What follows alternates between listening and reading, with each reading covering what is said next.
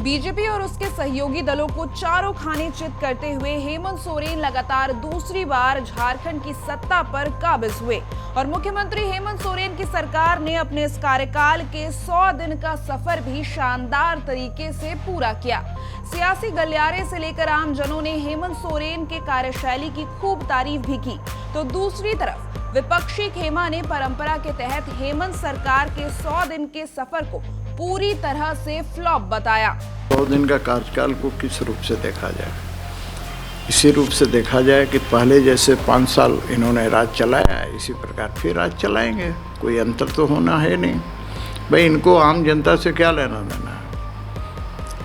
इनको तो तुष्टीकरण करना है, चुनाव जीतना है। तो तुष्टीकरण तो कर ही रहे ना, रोज तुष्टीकरण कर रहे हैं। तो भाई उसी से इनको फायदा है। तो आम आदमी की बातें क्यों करेंगे? आम आदमी के हित के लिए काम क्यों करेंगे?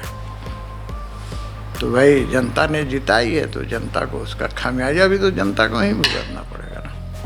बाबूलाल जी अपना वो कैटरेक्ट के बाद एक काला चश्मा लगाता है ना, ताकि सीधा रोशनी ना आए, ताकि आँख मैंने क्या उसको बोलता है, बहुत ज़्यादा लाइट, हम मोतियाबिंद उसको तो हिंदी में कहते हैं कैटरेक्ट बोल के, हम थोड़ा उनको, क्योंकि माननीय नेता प्रतिपक्ष है इसलिए कैटरेक्ट का हमने, तो ज़्यादा रोशनी एक बार में ना आ जाए, तो उनका वो चश्मा भी लगा हुआ है।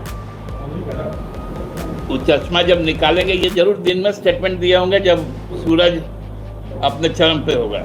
रात को पूछिएगा तो चंदन जी आपको बोलेंगे नहीं अब ठीक लगने लगे। देखिए, किसी भी सरकार के लिए 100 दिन पूरे उसके चीज़ों को देखने के हिसाब से, सरकार के का पूरा परफॉर्मेंस देखने के हिसाब से, उसका पूरा प्रदर्शन देखने के हिसाब से थोड़ा कम दिन है। 3-4 महीने का समय हुआ है और सरकार फुल मेजॉरिटी की सरकार है, बहुत स्थिर सरकार है। तो स्थिरता के साथ ही मैं काम देख रहा हूँ कि 3 महीने में बहुत कोई उल्लेखनीय काम हुआ, लेकिन पूरा फोकस 3 महीने में सरकार का मुझे जो लगता है, पूरा ताकत सरकार की और ऊर्जा पूरी सरकार की, वो मैया सम्मान योजना में जो उनका जो सबसे बड़ा स्कीम था, उसके लिए पैसा जुटाना, उसके लिए सारी चीज़ें करना और एक बहुत उसके लिए एक नैरेटिव्स बनाना सरकार के अंदर कि हम जो वादा किए उसको पूरा किए। इन तरह की जो चीज़ें थी उसमें ही सरकार फोकस्ड रही और इसके बीच में बजट आया, तो 1.5 लाख करोड़ का 1.5 लाख हज़ार करोड़ का बजट है ये। तो उस पर सरकार की बहुत कोई बड़ी नई योजनाएं मुझे इस वित्तीय वर्ष के लिए नहीं दिख रही है। जो ऑनगोइंग स्कीम्स थे और जो योजनाएं हैं उसी का एक रोड मैप इस सरकार में दिख रहा है।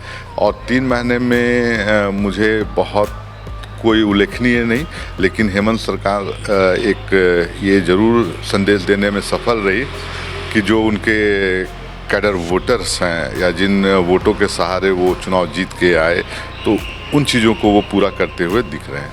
कुछ रणनीति भी, मतलब पहले टेन्योर और दूसरे टेन्योर में कुछ काम करने का ढर्रा भी सरकार का बदला कुछ दिखाई दे रहा है। देखिए, जब सरकार रिपीट करती है और एक स्थिरता आती है सरकार के अंदर, तो एक कॉन्फिडेंस सरकार के अंदर आता है और उसके नेतृत्वकर्ता पर भी के अंदर भी एक कॉन्फिडेंस है। तो वो कॉन्फिडेंस हेमंत सोरेन में दिख रहा है, हेमंत सोरेन सरकार में दिख रहा है। और अब उसके बाद जब सरकार रिपीट करती है तो सरकार का और उसके नेतृत्वकर्ता का एक इकबाल भी बनता है। तो वो इकबाल भी दिख रहा है हेमंत सोरेन का।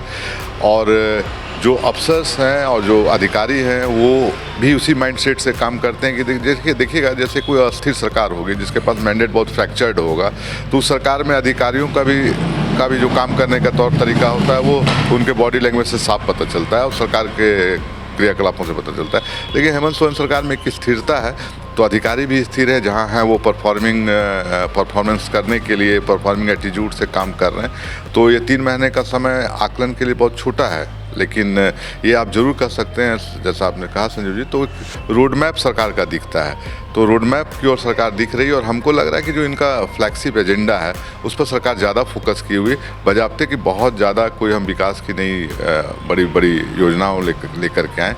उससे ज़्यादा है कि इनका जो सोशल सेक्टर है, जो कल्याण की क्षेत्र है, जो कहें कि जो सीधा उसको अगर कहें तो फ्रीबीज वाला जो मामला है, वो फ्रीबीज वाले मामले में सरकार का फोकस है। और इनके लिए आप देखिएगा छोटी सी चीज़ हो गई, जब 18 लाख लोग जब एक्सक्लूड हुए मैया सम्मान योजना से, महिलाएं 18 लाख महिलाएं जब बाहर हुई, तो उसको विपक्ष ने एक मुद्दा बना लिया।